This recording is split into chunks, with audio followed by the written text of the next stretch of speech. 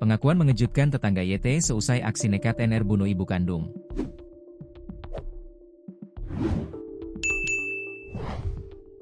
Pengakuan mengejutkan tetangga YT, 49, ibu kandung yang tewas dibunuh anaknya, NR, 18, ketika sedang salat di kediaman mereka. Warga Jalan Manggi 1, Kelurahan Panorama, Kota Bengkulu, digemparkan oleh peristiwa tragis yang terjadi Sabtu, 2 Agustus 2025, kemarin. Seorang remaja putri berinisial NR, 18, tega membunuh ibu kandungnya sendiri saat korban sedang salat zuhur. Meski mengejutkan, warga menyebut tindakan tersebut bukan karena emosi, melainkan dipicu kondisi kejiwaan pelaku yang kerap kambuh dan sempat dirawat di rumah sakit jiwa. NR diduga membunuh ibunya, YT, 49, saat korban tengah salat zuhur di rumah mereka. Korban dihantam menggunakan ulekan cobek hingga tewas, lalu ditusuk berkali-kali menggunakan pisau dapur. Korban diduga tewas di tempat. Peristiwa ini pun mengundang perhatian warga sekitar. Mengetahui kejadian tersebut, warga segera melaporkannya ke pihak kepolisian sektor Gading Cempaka.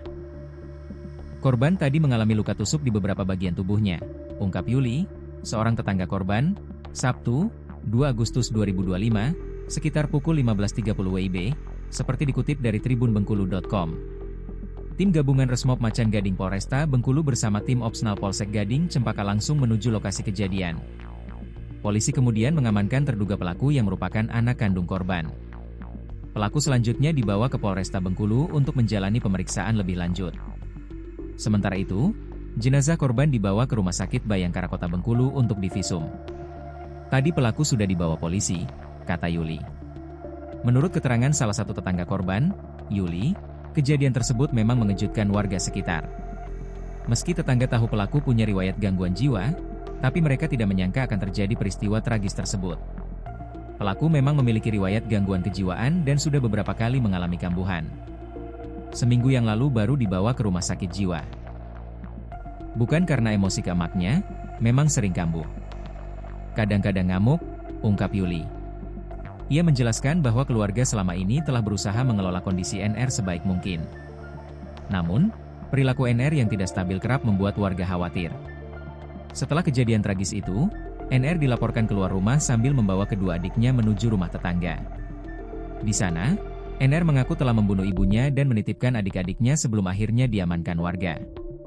Jadi warga lain langsung ke rumahnya, dan korban ditemukan bersimbah darah. Ada luka-luka di sini, ujar Yuli sambil menunjuk bagian leher dan kepala. Peristiwa ini langsung dilaporkan ke Polsek Gading Cempaka. Tim gabungan dari Resmob Macan Gading Polresta Bengkulu dan Polsek Gading Cempaka segera menuju lokasi untuk melakukan olah tempat kejadian perkara, TKP. NR kini telah diamankan di Polresta Bengkulu untuk menjalani pemeriksaan lebih lanjut.